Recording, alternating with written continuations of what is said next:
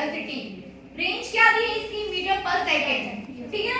यहाँ देखिए vertical velocity क्या दिया है मीटर पर सेकंड, और ये क्या है आपका एल्टीट्यूड जो कितना है, यहाँ देखिए थोड़ा सा जो भी थोड़ा बहुत भी मूवमेंट हो रहा है वो यहाँ पे कैप्चर हो रहा है।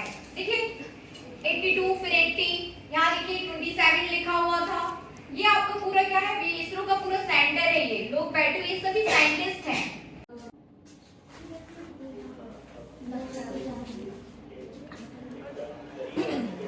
तो काम करने वाले प्रत्येक साइंटिस्ट की धड़कन यहाँ पर तेज हो गई थी। वो क्यों?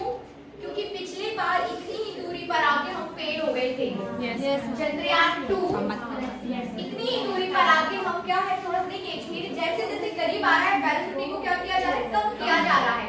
इसे बोलते हैं सॉफ्ट लैंडिंग। जब आप तेज जाके उस पर टकरा देते हो, देखो दो प्रकार की लैंडिंग होती है, एक तो है सॉफ्ट और दूसरी कौन सी हो जाती है, हार्ड लैंडिंग। हार्ड लैंडिंग में क्या होता है कि जाके उसको टकरा दिया जाता है, टक्कर मारी जाती है, और यहाँ पर धीरे धीरे वेलोसिटी को कम करके धीरे धीरे कम करके लैंड किया जा रहा है ना।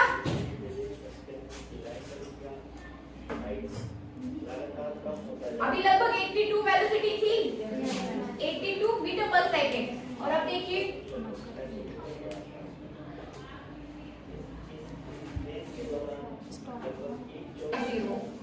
है ना। अभी अभी आप ही देखिए दोनों प्रकार की वेलोसिटी, चाहे वो हॉरिजॉन्टल वेलोसिटी हो या फिर वर्टिकल, आपका एल्टीट्यूड भी कम हो गया है। देखिए कितना कम, 0.15। अभी आप खुद ही देख रहे थे कुछ समय पहले कितना था, 82, और अब कितना हो गया है, देखिए 0.3। धीरे धीरे वेलोसिटी को क्या किया जा रहा है, कम किया जा रहा है, ताकि सॉफ्ट लैंडिंग कराई जा सके। समझ रहे ना, कैसी लैंडिंग, सॉफ्ट लैंडिंग। चंद्रयान 2 के जो पार्ट थे उनका क्या नाम था, विक्रम और प्रज्ञान।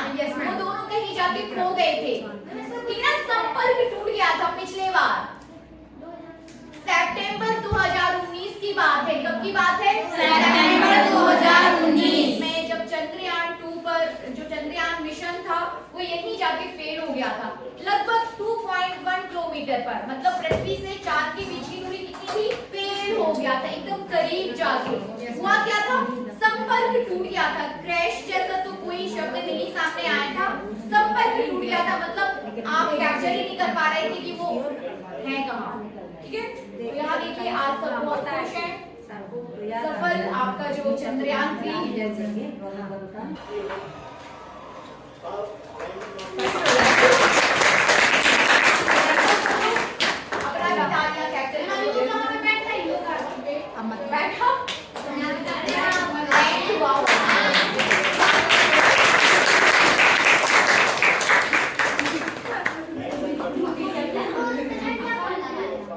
पहली बार कोई दक्षिणी ध्रुव तक पहुंचा है, साउथ पोल। एक जमाना था जब हम लोग आंखें बंद करके मंत्र तंत्र पढ़ के यूज करोगे, वैसे ही चंद्रयान मिशन, ये मिशन का नाम है, ठीक ना। ये क्या है, एक मिशन का नाम है, ये पूरा ये यान का नाम नहीं है, चंद्रयान मिशन का नाम है। मिशन इट मींस की पूरा मिशन शुरू से लेके अंत तक। जैसे आप कोई काम करने जाते हो ना, कोई टास्क करने जाते हैं ना, तो एक मिशन का नाम दे दिया जाता है, तो चंद्रयान मिशन का नाम है, ठीक है ना। और दूसरी बात ये कि जैसे ही आपको कहीं जाना रहता है ना, हम लोग कहीं जाते हैं तो हम किसी यान का यूज करते हैं, तो आपका जो चंद्रयान मिशन है उसमें भी कुछ यान का यूज किया गया होगा, उसका नाम अभी बताया जाएगा आपको। उतारने वाला हिस्सा जिसे कहते हैं लैंडर मॉड्यूल, और उतारने वाला लैंडर, घुमाने और जानकारी दिखाने वाला हिस्सा जिसे कहते हैं रोवर। पिछले वाले मिशन चंद्रयान 2 में एक हिस्सा और था, ऑर्बिटर, वो इस बार नहीं है। क्यों? क्योंकि चंद्रयान 2 पहले से लोड करिए LVM-3 रॉकेट, LVM-3 रॉकेट इसमें टू गया है आपका, शिफ्ट हो गया, यानी पृथ्वी से बाहर निकलकर पृथ्वी के चारों ओर की इस कक्षा में आ गया, जिसकी पृथ्वी से दूरी हमेशा एक समान रहती है।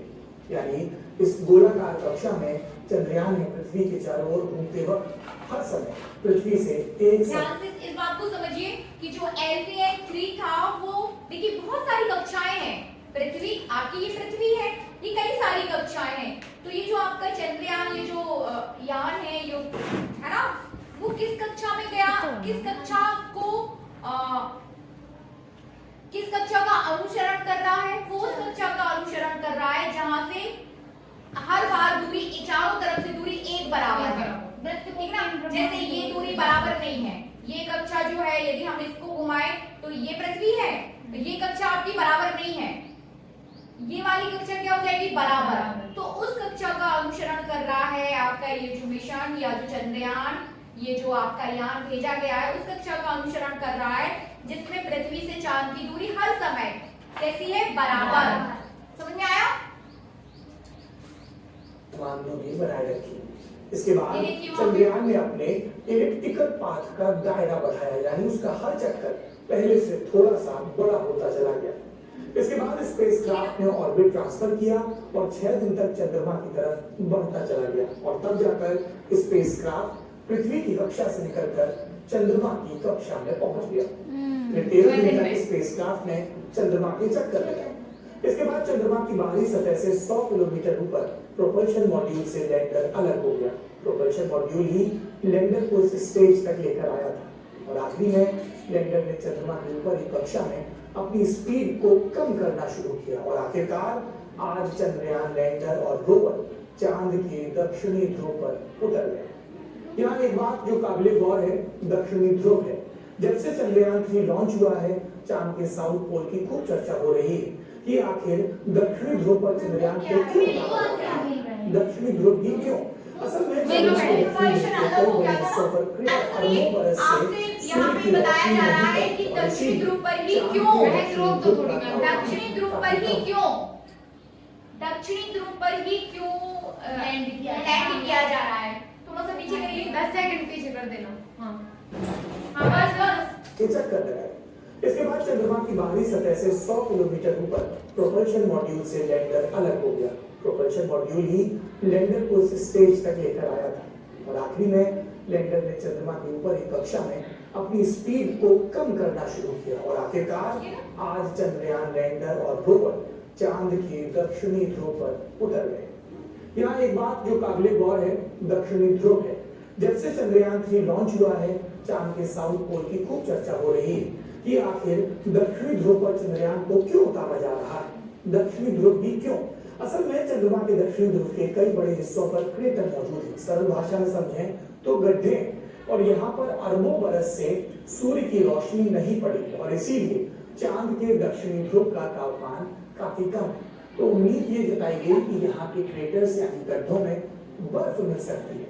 इसीलिए सारे ताकतवर देशों ने अपने मून मिशन में चांद के दक्षिणी ध्रुव पर फोकस किया और वहां पहुंचने की कोशिश की। समझ आया? लेकिन सबसे महत्वपूर्ण बात यह है कि चांद के दक्षिणी ध्रुव के क्रेटर्स पर सौरमंडल के पैदा होने से जुड़े सबूत भी मिल सकते हैं। इसकी वजह वहां की अद्वितीय रचना बताई जाती दक्षिणी है। ध्रुव पर सौरमंडल के पैदा होने के सबूत भी मिल सकते हैं। दक्षिणी ध्रुव पर सबसे पहली बात तो पॉइंट आउट यहाँ पर ये हो रही है कि दक्षिणी ध्रुव पर जो है कई समय से सूर्य की रोशनी नहीं पड़ी है। जब सूर्य की रोशनी नहीं पड़ी है तो यदि वहां पर पानी होगा तो फिर वो पानी कैसा होगा, जमा हुआ होगा, बर्फ होगी। अब उस बर्फ है ना, उसका उस पर रिसर्च की जा रही है कि उस बर्फ में और भी क्या चीजें हो सकती हैं। कौन सबसे पहला पॉइंट यहाँ पर ये समझ आ रहा है कि उन गड्ढों की स्टडी करने से ये पता चल सकता है कि सौरमंडल कैसे बना। ठीक है ना, अभी जो है लगातार रिसर्च जारी है। अभी जो भी चीजें आई हैं वो कंप्लीट नहीं है चीजें, या रिसर्च सौरमंडल पर रिसर्च जो है वो जारी है। ठीक है, यानी कैसा भी मानते हैं कि चांद का ये इलाका मानव बस्ती बसाने की क्षमता रखता है, मतलब ये वाला इलाका दक्षिणी ध्रुव प्लॉट काटे जा सकते हैं। अमेरिका का नासा भी अपने आर्टेमिस 3 कार्यक्रम के जरिए चांद पर 2025 में जो मानव अभियान भेज रहा है वो दक्षिणी ध्रुव पर जाएगा। दुनिया के दूसरे कई देशों की अंतरिक्ष एजेंसियां और चंद्रमा के नेक्स्ट मिशन में हम लोग भी मानव भेजेंगे। यस मैम, चंद्रमा के किरण को भेजेंगे। चंद्रयान 3 मिशन से क्या पता चलेगा? लाख टके का सवाल। कि जिसके लिए हमने दुनिया जहान एक कर दी, तालियां बजाई, जश्न मनाया, बधाइयां दी, गले लगे, उस चंद्रयान से मिलने क्या वाला है। तो एक बात समझिए, चंद्रयान 3 मिशन से सीधे तौर पर कोई नई चीज नहीं मिलने जा रही, जैसे कि पहले के मिशन थे उनकी तरह ये भी एक खोजी अभियान है, यानी एक एक्सपेरिमेंट है। लेकिन इस मिशन से इसरो को मिलने वाला है डेटा, और ये डेटा नया होगा और ये भविष्य में चांद को लेकर बड़ी संभावनाओं के रास्ते खोल सकता है। जब एक कोई काम कर रहे होते हो तो ऐसे किसी समझिए हमें कि थोड़ी चांद आसान हो पृथ्वी से जाती करीब है। 3,84,000 किलोमीटर दूर है, फिर भी चांद पृथ्वी को प्रभावित करता है क्योंकि पृथ्वी अपने एक्सिस पर झुकी हुई है और इस झुकाव को नियंत्रित करने का काम चांद भी करता है और इसी नियंत्रण से पृथ्वी की जलवायु भी प्रभावित होती है। आप जानते हैं समुद्र में ज्वार भाटा आता है जिसे हम हाई लो टाइड भी कहते हैं। ये किसकी वजह से है? चांद की वजह से। यानी समुद्री लहरों की गति और लहरें कैसी हुई ये भी चांद नियंत्रित करता है। तो नतीजा ये कि अगर चांद की नई जानकारियां सामने आती हैं तो पृथ्वी पर चंद्रमा के प्रभाव को बेहतर तरीके से समझा जा सकेगा। इसके अलावा चांद के दक्षिणी ध्रुव की मिट्टी और चट्टानों के केमिकल टेस्ट से उस इलाके की भौगोलिक विशेषताओं और वातावरण की जानकारी मिलेगी। इससे भविष्य में चांद पर इंसानों को भेजने के मिशन कुछ आसान होंगे। और एक महत्वपूर्ण बात यह भी कि स्पेस सेक्टर की प्राइवेट कंपनियों के लिए मून मिशन एक व्यवसाय की तरह उभर रहा है और चंद्रयान 3 इसमें एक बड़ा मददगार साबित होने वाला है। यहाँ एक और बात समझना जरूरी है, अभी हम चांद पर कॉलोनी काटने की बात कर रहे थे, लेकिन एक सच ये भी है कि चांद पर हम लोग रह रहे हैं, क्या अपना अपना टेम्परेचर लगभग कितना रहता है आपकी पृथ्वी पर जिसपे हम लोग रह रहे हैं? 37 ऊपर नीचे होता है 42, फिर नीचे होता है आपका समझ लीजिए आप 42 समझ लीजिए, नीचे आपका 25, 17 इतना तक जाता है टेम्परेचर, ठीक ना। गर्मियों में मोस्ट ऑफ आपने देखा होगा 48 तक गया है, ठीक ना। ठंडियों में आपने देखा होगा लगभग आपका 16, 17, 10, ठीक ना। लेकिन चांद पर क्या है भाई? चांद पर चांद पर क्या है कि दिन में आपका टेम्परेचर 127 है और रात में आपका टेम्परेचर -173 है। इतना अंतर, तो इतने अंतर को हमारा शरीर झेल पाएगा? आप थोड़ा बहुत ऊपर नीचे हो तो चलता है कि भाई थोड़ा बहुत ऊपर नीचे हो गया, लेकिन चंद्रमा पर क्या भी 100 डिग्री सेंटीग्रेड का अंतर आ रहा। सुबह कुछ और, सुबह दिन में एकदम गर्म, शाम को एकदम ठंडा, इतना ठंडा कि बिल्कुल ठंडा ही। तो ऐसे में हम नहीं जी पाएंगे, है कि नहीं? तो वैज्ञानिकों का कहना यह है कि चांद पर जीवन संभव नहीं है अकॉर्डिंग टू द टेम्परेचर। ये चंद्रयान 2 के निदेशक है, डायरेक्टर। मतलब चंद्रयान 2 जब लैंड हुआ था, चंद्रयान 2 मिशन, तो उसके डायरेक्टर थे उस समय इसरो के निदेशक थे, ठीक है ना। उस समय क्या नाम है इनका? विक्रम। मैम दोनों टाइम एस सुनना थी। नहीं मैम विक्रम। मैम नहीं दोनों टाइम इनका नाम के शिवन करके कुछ है, के शिवन समय, ठीक है ना। 312 दिनों तक चंद्रमा की परिक्रमा की। हम तो 1 साल के थे, है ना। देखिए एंड नहीं कराया गया, चंद्रयान 1 में सिर्फ और सिर्फ परिक्रमा कराई गई थी, चीजें जो है लैंड नहीं कराई गई थी, ठीक है ना। डिफरेंशिएट करिए चंद्रयान 2 और चंद्रयान 3 में। तो चंद्रयान 1 जो है 22 अक्टूबर 2008 में भेजा गया था, लेकिन लैंड नहीं कराया गया था। 312 दिनों तक उसने परिक्रमाएं की, पिक्चर्स खींची होंगी, ठीक है ना, जानकारी भेजी। बोले था चंद्रमा की सतह का मानचित्रण। हाँ चालू करिए। इनका मकसद था चंद्रमा की सतह की मैपिंग या कहें मैपिंग करना, ठीक है, चारों तरफ होके मैपिंग करना, पानी की खोज, ये उसके उद्देश्य थे चंद्रयान 1 के।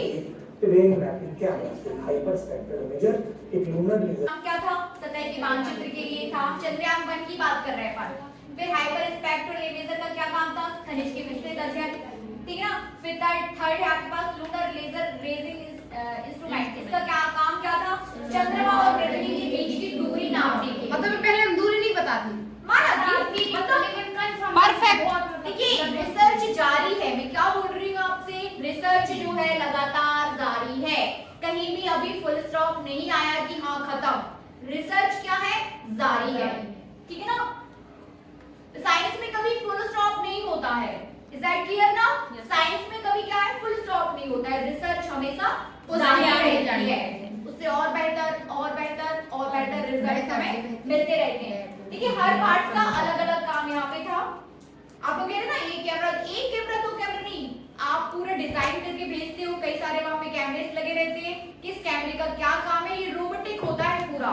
जब आप इंसान नहीं भेज रहे होते हो तो क्या चीजें आप कैसे भेज रहे हो, वो आपका पार्ट कैसे होते हैं, रोबोटिक होते हैं। और रोबोट आप लोग समझते हो सॉफ्टवेयर पे काम करते हैं, ठीक है ना, किस पर काम करते हैं, सॉफ्टवेयर पर, ठीक है ना। विज्ञान के विस्तृत अध्ययन में ये चंद्रयान 1 था। लेजर इंस्ट्रूमेंट के जरिए चंद्रमा और पृथ्वी के बीच की दूरी मापी गई। इससे वैज्ञानिकों को चंद्रमा के गुरुत्वाकर्षण क्षेत्र को कायदे से समझने में मदद मिली। ठीक है, इन 3 अति संवेदक को खर्च आया 386 करोड़। इसके 1 दशक बाद आया मतलब आधे चंद्रमा। फेल हो गया, फेल हो गया, फेल नहीं हुआ था। मतलब देखिए फेल होना मतलब 100% फेल हो जाना, तो फेल नहीं हुआ था।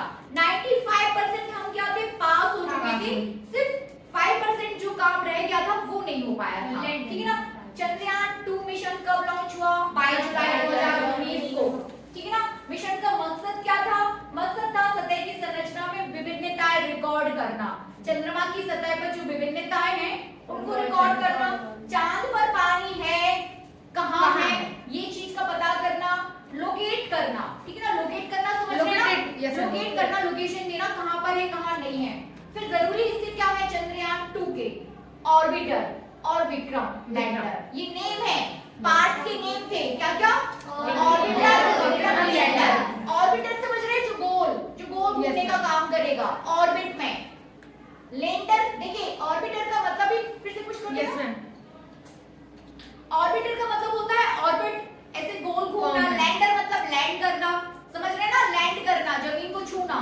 तो ऑर्बिटर क्या है, चांद की चक्कर काटते हुए चांद की सतह गुरुत्वाकर्षण क्षेत्र और वायुमंडल के अध्ययन के लिए था। ऑर्बिटर का क्या काम था चंद्रयान 2 में, गुरुत्वाकर्षण क्षेत्र का पता करना कितना है कि नहीं है। विक्रम लैंडर क्या करेगा, मून के दक्षिणी ध्रुव पर लैंड। देखिए चंद्रयान 2 भी हमने कहां पर भेजा था, साउथ पोल पर ही भेजा था। चंद्रयान 2 भी कहां भेजा गया था, साउथ पोल पर ही। आगे करिए, कहाँ है इसका पता लगाना। चंद्रयान 2 का ऑर्बिटर चांद प्रज्ञान रोवर लैंडर ऑर्बिटर पाए, ठीक है ना। फेल होना ना होना बात अलग है, संपर्क टूट गया था। और किसकी वजह से, सॉफ्टवेयर ग्लिच की वजह से, मतलब कोई सॉफ्टवेयर आपका वहां पे फेल हो गया था, हम उससे संपर्क नहीं कर पाए। जैसे आप कहीं गए, आपसे हमारी फोन पे बात हो रही, ठीक है ना, लेकिन कुछ समय बाद क्या होगा, आपसे हमारी फोन पे बात नहीं हो रही, तो संपर्क टूट गया, आपका फोन खराब हो गया, वहां पे सिग्नल्स नहीं मिल रहे, संपर्क टूट गया। संपर्क टूटने का मतलब ये नहीं है कि आप खत्म हो गए या हम खत्म हो गए, आपसे हमारा संपर्क नहीं हो पा रहा है। आगे करिए, मिशन के